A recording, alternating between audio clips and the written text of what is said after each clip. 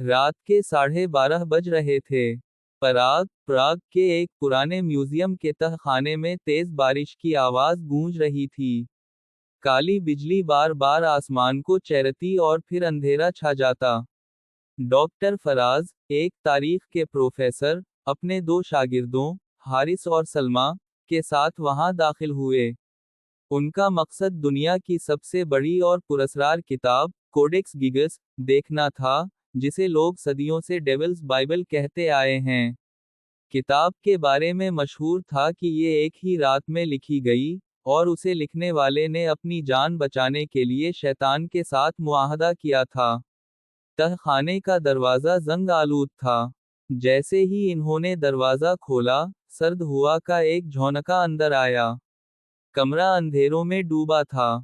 एक कोने में शीशे के बड़े केस में वो किताब रखी थी, मोटी, तकरीबन 1 मीटर लंबी, और अजीब वाओ गरीब खाल के कौर में बंद। सलमा ने धीरे से कहा, सर, ये किताब आम नहीं लगती। मुझे ऐसा लग रहा है जैसे ये हमें देख रही हो। डॉक्टर फराज हल्का सा मुस्कुराए, मगर उनकी आवाज में एतिमाद कम था। ये सिर्फ एक किताब है।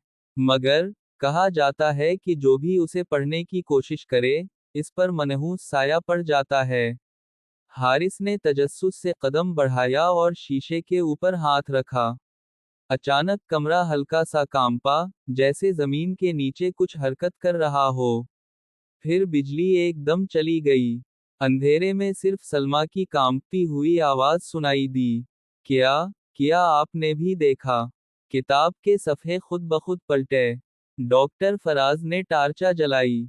रोशनी किताब पर पड़ी तो उसके खले हुए सफ़े पर एक खौफनाक तस्वीर बनी हुई थी, एक देव की, जिसकी आंखें सुर्ख और चमकती हुई लग रही थीं। सबने सांस रोक ली। हारिस की आवाज भारी और कपकपाती हुई निकली।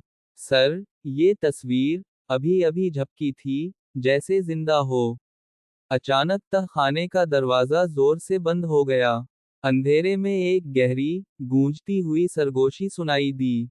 तुमने मुझे जगा दिया है।